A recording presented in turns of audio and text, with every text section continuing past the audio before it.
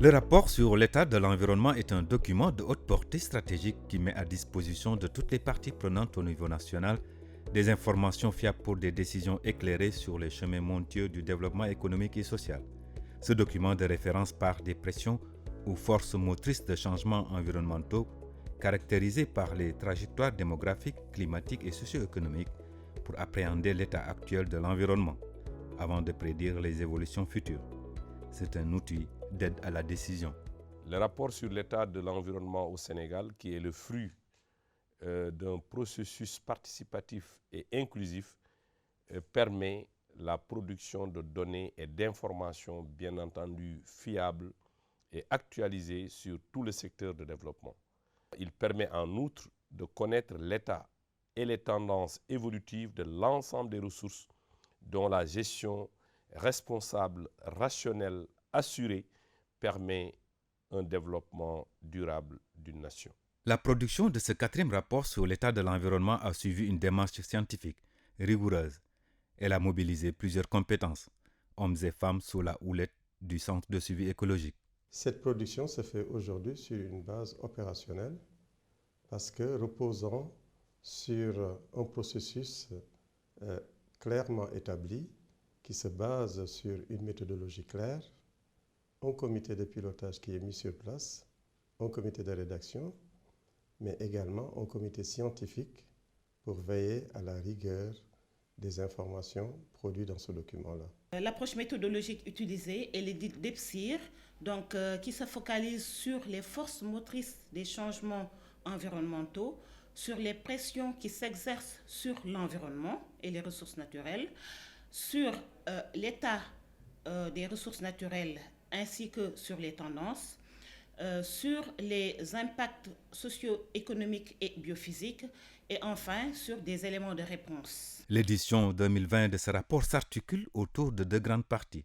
Une première consacrée à l'analyse de l'environnement qui définit son état et ses tendances et une deuxième partie axée sur les perspectives avec des scénarios retenus par le comité interinstitutionnel. Problèmes et solutions sont ainsi consignés dans ce document, ce qui élargit sa contribution au document stratégique de référence au niveau national. Ce rapport traite des questions transversales, mais arrimées aux questions de développement. Ce n'est pas un rapport spécifiquement environnement où on voit vert, mais c'est un rapport qui essaie de répondre aux questions de développement économique et social du pays en prenant une dimension additionnelle, et cette externalité qui est souvent non évoquée dans les rapports de développement. C'est les questions d'environnement, c'est les questions de sauvegarde environnementale qui permet de sécuriser les options stratégiques qui sont prises au niveau national.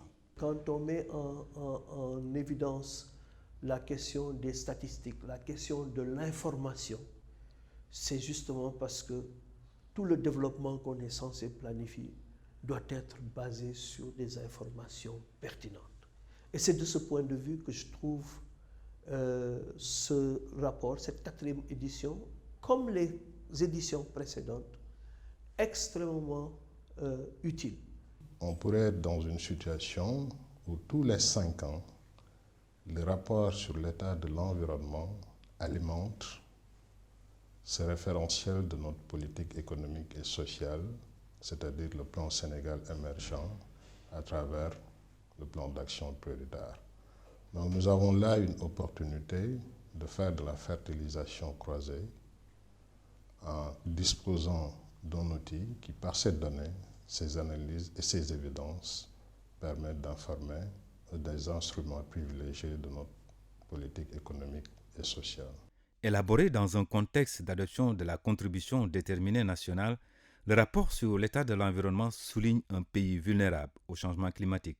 Dans le cadre de la CDN, on a eu à faire des études sur des paramètres bien définis pour voir un peu quels seraient, en fonction de l'évolution de ces paramètres-là, quels seraient les impacts sur des secteurs bien définis, sur les écosystèmes, mais également. Et ce qu'on a remarqué, c'est que quel que soit le scénario qui est utilisé, le Sénégal est vulnérable face au changement climatique. Et pour cette quatrième édition, l'accent a été mis sur la gouvernance climatique, notamment en ce qui concerne les modalités de la contribution du plan Sénégal émergent dans son amélioration, ainsi que sur la mise en œuvre des contributions déterminées au niveau national et de l'agenda 2030 des Nations Unies avec les objectifs du développement durable. Le rapport révèle une forte dégradation des terres due à l'érosion hydrique, la salinisation et aux mauvaises pratiques agricoles, entre autres.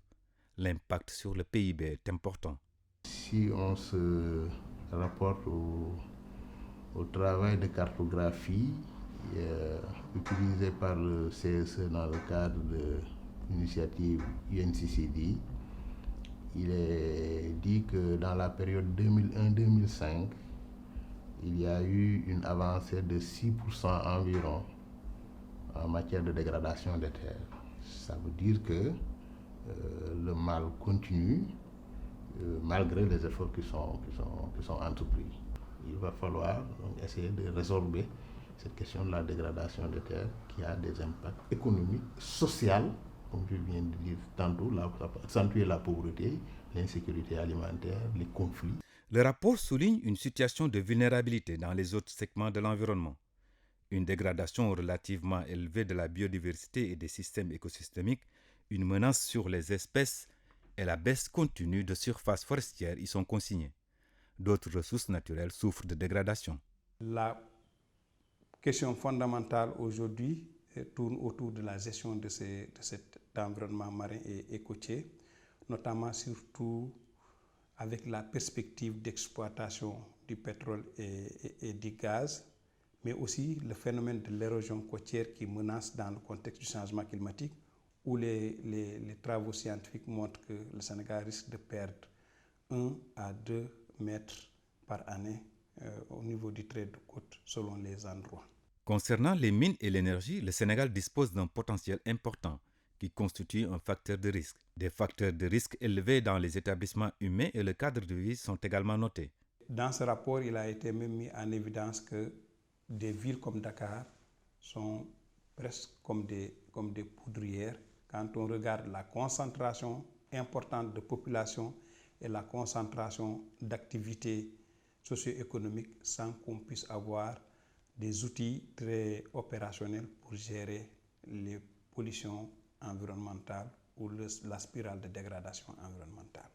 Le 4e rapport offre un cliché haute définition de l'état de l'environnement dans un contexte de changement climatique, de croissance démographique avec 16 millions en 2019 et de pauvreté avec 37,8% de pauvres.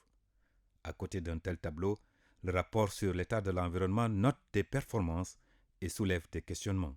Par rapport à l'économie, est-ce qu'on a une économie qui est tirée par un secteur tertiaire ou bien par un secteur secondaire ou un secteur primaire? Par rapport au social, on a essayé de faire une analyse pour voir par rapport aux objectifs de développement durable où en est le Sénégal.